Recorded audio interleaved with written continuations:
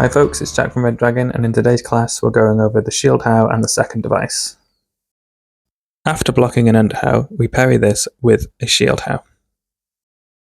As soon as our swords clash, we bring our sword back up slightly, turning our outside flat to their outside edge.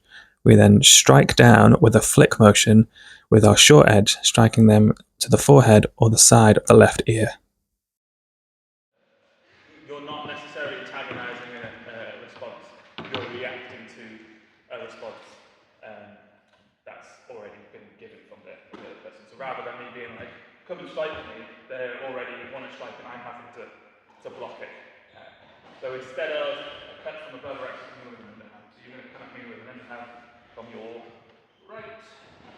Yeah, so I'm going to react here. That's do that again. It needs to be more in the strong of the sword.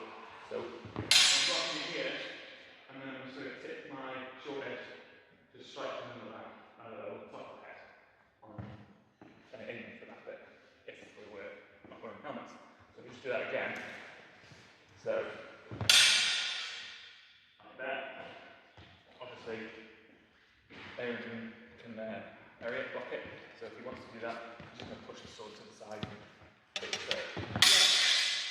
And then I'll come back in with a middle how, or you can just call it a stern how if you want to, but it's more of a middle cross rather than a diagonal cross strike.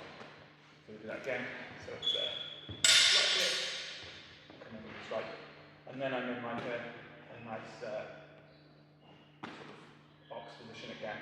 And because most of the plays have like a strike and then two strikes after it, so those two strikes generally land. This first strike is generally just to stop myself from being hit from the underhand. So it's coming in, and that's the first strike, whereas like the first strike of the last one was, the first one was to try and actually land the strike. This is to stop the strike. It's here, and then my second strike is to take that. That doesn't work, it comes down there. You can also block that as well, if you want to. In which case, I just keep holding control of the sword and then just get out of the way. So if we just go like that. It's coming in. Yeah. And I'm looking that way because it didn't work and I don't want to get hit. I'm going to try something else. That is the whole play. It's quite a short one. It's not as complicated as the other one, so it's coming in. Could add something in there if you want to. We could try and add an underhand of our own to try and strike him in the arm. So if we and then come out with a strike to the hand, that might be nice. Generally, if you retaliate that, see what I do there. Yeah. And then we end up in this little weird dance bind. So as far as the play goes, it's just try and hit his head. Like the way it does land. Obviously, with the barrage stuff that you throw at somebody, you have a good percentage of landing something. And especially if they're not thinking about it when it's going to happen. It doesn't give much description, it just gives you guidelines, I suppose. So if you get in too close, you don't need to do the step if you're in too close, obviously, because what's the point? Because you're already within the range. If you were in range and then step forward and you're going pretty close to each other, it's not going to work. So as long as you can aim for their strong, you block it. So just block, and then just a half step in, if you want to just put this up the head, and then step to the side, and then out. That's generally it, that's the footwork, so it's strike, in, out, and then retreat. It's just a half step. But if you get in really close, you don't need to take a half step to go in. If you've already got a nice distance and your sword's longer, just tip it in, and then move back if you need to. After that, after the third strike, if it doesn't land, then you just retreat.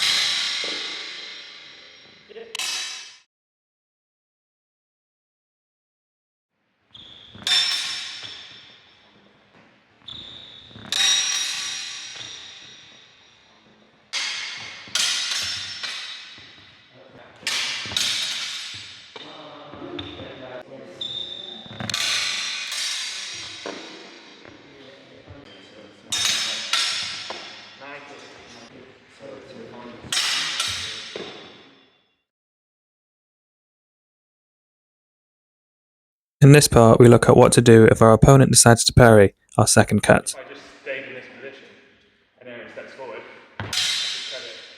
Then he comes down, and then I've done the triangles. So I've done a half step, which is my first full placement. As he comes in, I take a step here, and then more often than not, you strike probably going to land on the third step.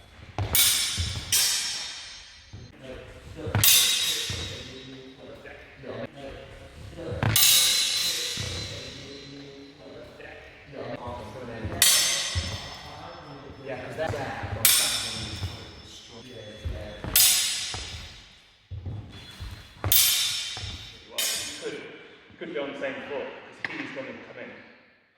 So you're relying on the fact that you think he's doing that. Yeah. So then you're on the opposite feet. To stop you from, because obviously, I know footwork doesn't matter, but being on the opposite or the same foot, so we are mirrored, makes more sense. So if I stay in this position and Aaron's on the same foot, on the left foot, so we're not mirroring each other. We're on the opposite feet. But he's going to step forward, so when he steps forward, we do that now. We're now mirroring each other. So I can just stay where I am and drop it in and then move like that if I need to. Or if you decide to retaliate and I'm here, I can just still do that strike, which is basically the iron strike.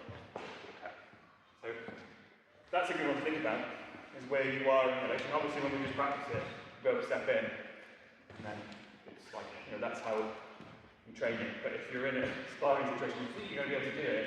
If you just stay in this position, they might not think that you're about to do the whole that play because you're in a different position to what yeah.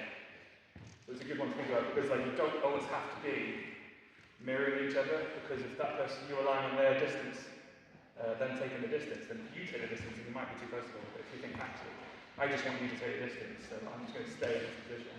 You take the distance and then we're both mirroring each other and I'm in the right spot to land down or sort of strike that I can potentially land on. Yeah. That's something to think about. Cutting well into their left, as soon as we feel the stimulus, we then move with their sword, hitting it out the way and striking them in the arms. We can also push our sword into the crease of their arms, driving forward into their chest and then stabilise them.